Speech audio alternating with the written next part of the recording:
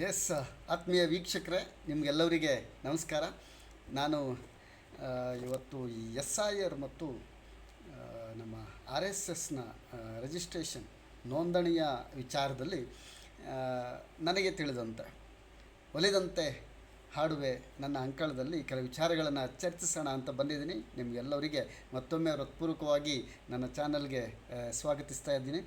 ಜೊತೆಗೆ ನಿಮ್ಮ ಪ್ರತಿಕ್ರಿಯೆಗೆ ನನ್ನ ಹೃತ್ಪೂರ್ವಕ ಧನ್ಯವಾದ ಇದೆ, ಕೃತಜ್ಞತೆಗಳನ್ನು ಹೇಳಲೇಬೇಕು ನಾನು. ಸ್ನೇಹಿತರೆ, ನಿಮಗೆಲ್ಲರಿಗೂ ಗೊತ್ತಿರೋ ಹಾಗೆ ಭಾರತ ಅಂತಂದರೆ ಒಂದು ಮೂಲ ನಿವಾಸಿಗಳ ದೇಶ. ನೀವು ರಾಮಾಯಣ ಮಹಾಭಾರತ ಕಾಲಕ್ಕೆ ಚರ್ಚೆ ಮಾಡಲಿಕ್ಕೆ ಹೋದರೆ ರಾಮಾಯಣ ಮಹಾಭಾರತಗಳನ್ನು ಯಾಕೆ ಬರೆಯಲಾಯಿತು ಅನ್ನೋದ್ರ ಬಗ್ಗೆ ಕೂಡ ಒಂದು ಮಜವಾದಂತಹ ಚರಿತ್ರೆ, ಐತಿಹಾಸಿಕ ದಾಖಲೆಗಳಿದ್ದಾವೆ. ಹಾಗೆಯೇ ಗೋವು ಭಾರತಕ್ಕೆ ಯಾವಾಗ ಬಂತು, ಗೋವನ್ನು ಯಾರು ಇಲ್ಲಿಗೆ ಕರ್ಕೊಂಬಂದರು, ಮತ್ತು ಅದರಲ್ಲಿ ಹಲವಾರು ಸಹಸ್ರಾರು ದೇವತೆಗಳಿದ್ದಾವೆ ಅನ್ನೋದನ್ನು ಯಾಕೆ ಬಿಂಬಿಸಲಾಯಿತು, ಹೀಗೆ ಅದಕ್ಕೆ ಅದರದ್ದೇ ಆದಂಥ ಒಂದು ವಿಶಿಷ್ಟ ಚರಿತ್ರೆ, ಹಿನ್ನೆಲೆ, ಇತಿಹಾಸ ಕೂಡ ಎಲ್ಲ ಇದೆ. ಅದನ್ನು ಮತ್ತೆ ಯಾವಾಗಾದರೂ ನಾವು ಚರ್ಚೆ ಮಾಡೋಣ.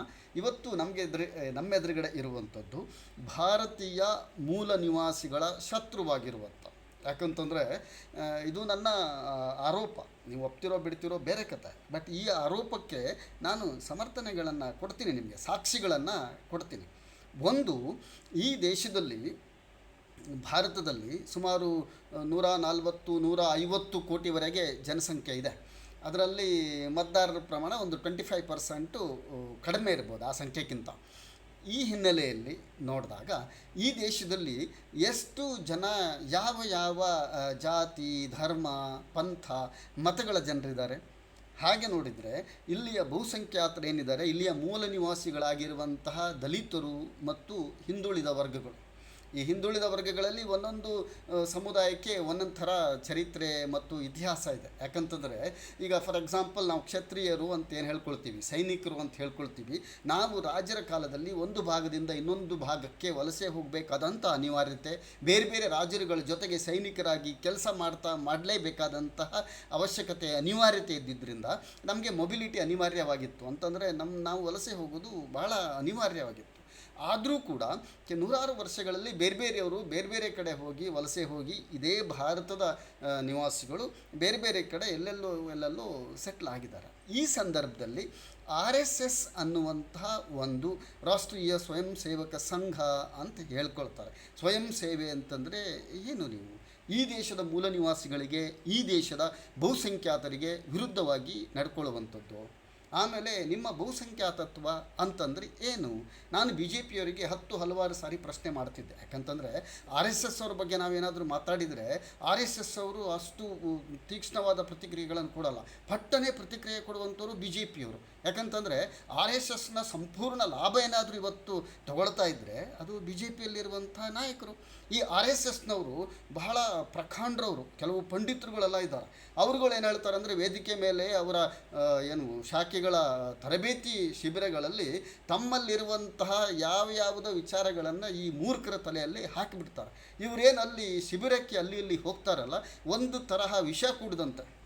ಯಾರು ಒಬ್ಬ ಮನುಷ್ಯ ನಾವು ಹೇಳ್ತಾರಲ್ಲ, ಈ ಮಂಗನಿಗೆ ಸರಾಯಿ ಕುಡಿಸ್ಬಾರ್ದು ಅಂತ, ಹಾಗೆ ಅವರ ಸಂಘಗಳಲ್ಲಿ ತರಬೇತಿ ಪಡೆದಂತಹ ಈ ವಿವೇಕ ಶೂನ್ಯರೇನಿರ್ತಾರೆ ಅವರು ಇವತ್ತು ನೀವು ಸಾಮಾಜಿಕ ಜಾಲತಾಣಗಳಲ್ಲಿ, ಮಾಧ್ಯಮಗಳಲ್ಲಿ ಮಾಡ್ತಾ ಇರುವಂಥ ರಾಡಿಯನ್ನು ನೋಡ್ತಾ ಇದ್ದೀರಿ. ಅವಕ್ಕೆ ಯಾವ ಚರಿತ್ರೆ, ಇತಿಹಾಸ ಗೊತ್ತಿಲ್ಲ. ಮತ್ತು ಇದನ್ನು ಹೀಗೆ ಹೇಳಿದರೆ ತಪ್ಪಾಗ್ತದೆ. ಯಾಕಂತಂದರೆ ಅವ್ರಿಗೆ ಚರಿತ್ರೆ, ಇತಿಹಾಸ ಎಲ್ಲದೂ ಗೊತ್ತಿದೆ. ಆದರೆ ತಮ್ಮ ಸ್ವಾರ್ಥದ ಕಾರಣಕ್ಕಾಗಿ, ತಮ್ಮ ಪರಿವಾರದ ಅಸ್ತಿತ್ವದ ಕಾರಣಕ್ಕಾಗಿ ಅವರು ಸತ್ಯವನ್ನು ದೂರೀಕರಿಸ್ತಾರೆ, ಸುಳ್ಳನ್ನು ಹೇಳ್ತಾ ಹೋಗ್ತಾರೆ.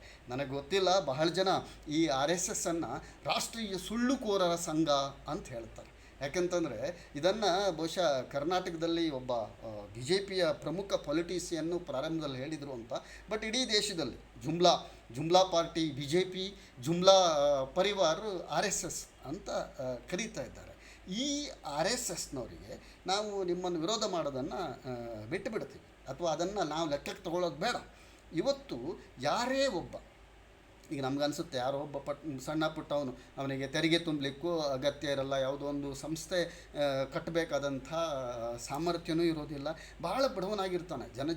ತನ್ನ ಉಪಜೀವನಕ್ಕಾಗಿಯೋ ಅಥವಾ ತನ್ನ ವೃತ್ತಿ ಕಾರಣಕ್ಕೋ ಇನ್ನೊಂದು ಕೆಲವು ಸಂದರ್ಭಗಳಲ್ಲಿ ತಮ್ಮ ಸಿದ್ಧಾಂತದ ಕಾರಣಕ್ಕೋ ಬೇರೆ ಬೇರೆ ಸಂಸ್ಥೆ ಸಂಘಟನೆಗಳನ್ನು ಕಟ್ಕೊಂಡಿರ್ತಾನೆ.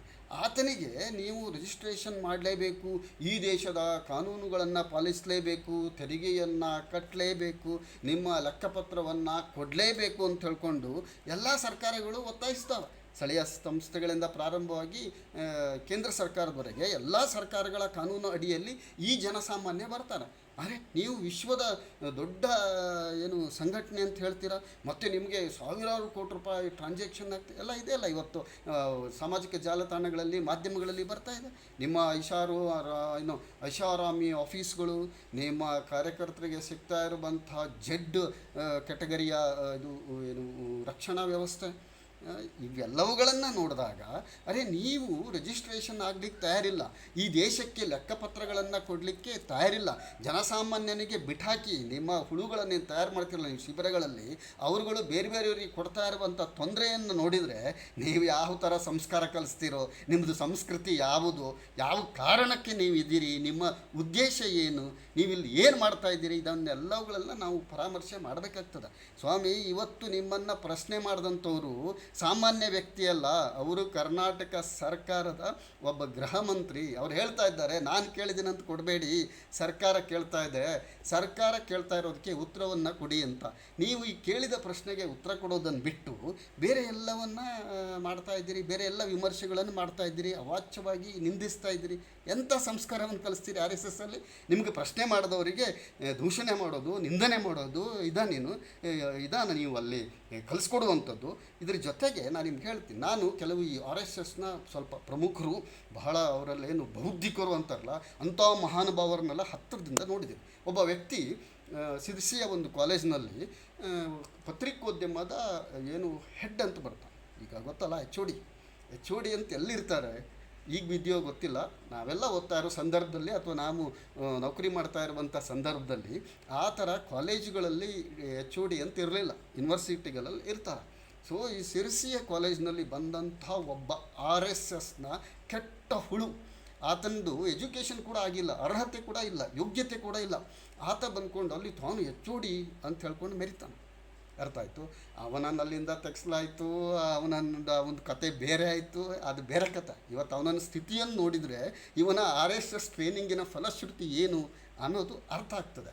ನಾನು ಯಾಕೆ ಅವನನ್ನು ಎಕ್ಸಾಂಪಲ್ ಕೊಡ್ತಾ ಇದ್ದೀನಿ ಅಂತಂದರೆ, ಅರೆ ನೀವು ಬೇರೆಯವರಿಗೆ ನೀತಿ ನಿಯಮ ಸಂಸ್ಕಾರ ಅದು ಇದು ಏನೇನೆಲ್ಲ ಹೇಳ್ತೀರಿ ಅಲ್ರಿ, ನಿಮ್ಮ ಸಂಸ್ಥೆಗೆ ರಿಜಿಸ್ಟ್ರೇಷನ್ ಇಲ್ಲ, ನಿಮ್ಮಲ್ಲಿ ಬೌದ್ಧಿಕ ಆದಂಥವನಿಗೆ ಎಜುಕೇಷನ್ ಇಲ್ಲದೆ ಅವನೊಂದು ಪತ್ರಿಕೋದ್ಯಮ ಶಿಕ್ಷಣ ಕಲಿಸ್ತಾ ಇರುವಂಥ ಕಾಲೇಜ್ನಲ್ಲಿ ಉಪನ್ಯಾಸಕ ಆಗ್ತಾನೆ, ಮೇಲಿಂದ ತಾನು HOD ಅಂತ ಹೇಳ್ಕೊಳ್ತಾನೆ. ನಿಮಗೆ ಯೂನಿವರ್ಸಿಟಿಯಿಂದ ನಿಮ್ಗೆ ಆಯ್ಕೆ ಆಗಲಿಕ್ಕೆ ಅರ್ಹತೆ ಯೋಗ್ಯತೆಗಳೇ ಇಲ್ಲ, ಅದು ಮ್ಯಾನೇಜ್ಮೆಂಟ್ ಕಾಲೇಜ್ ಅಂತ ಇವನನ್ನು ತಂದು ಕುಡ್ರಿಸಿದಾರಂತೆ. ಅಲ್ರಿ ನಿಮ್ಗೆ ಕನಿಷ್ಠ ನೈತಿಕತೆ ಇದ್ದರೆ, ನೀವು ಈ ದೇಶದ ಕಾನೂನು ನೆಲವನ್ನು ಗೌರವಿಸೋದಾದರೆ ಕನಿಷ್ಠ ನೀವು ನಿಮ್ಮ ರಕ್ತದಲ್ಲಿ ಈ ಬೆರಕೆ ಇಲ್ಲದೆ ಇದ್ದರೆ ನೀವು ನೈತಿಕವಾಗಿ ಬಿಟ್ಕೊಡ್ಬೇಕಲ್ಲ.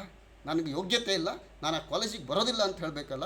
ಆಯ್ತು, ಆಫ್ಕೋರ್ಸ್ ಎಲ್ಲೋ ಬಂದ ಅಂತ ತಿಳ್ಕೊಳ್ರಿ, ಅಬ್ಬೇಪಾರಿ, ಆತನಿಗೆ ಬೇರೆ ಕೆಲಸ ಇಲ್ಲ, ಮತ್ತು ಅವನಿಗೆ ಈ ಸಿದ್ಧಾಂತ ಇದೆಯಲ್ಲ, ಬೇರೆಯವರನ್ನು ಬಹುಸಂಖ್ಯಾತರನ್ನು ಈ ದೇಶದ ಮೂಲ ನಿವಾಸಿಗಳನ್ನು ಸಂಪೂರ್ಣ ನಿರ್ನಾಮ ಮಾಡಬೇಕು, ಅವರಿಗೆ ಅಧಿಕಾರ ಕೊಡಬಾರ್ದು, ಅವರಿಗೆ ಗೌರವ ಕೊಡಬಾರ್ದು ಅನ್ನುವಂತಹ ನಿಮ್ಮ ಮನುವಾದ ಪ್ರೇರಿತ RSSನ ಸಿದ್ಧಾಂತ ಇದೆಯಲ್ಲ, ಅದನ್ನು ನೀವು ಜಾರಿ ಮಾಡ್ತೀರಿ. ಅದು ಯಾವ ಕಾಲದಲ್ಲಿ?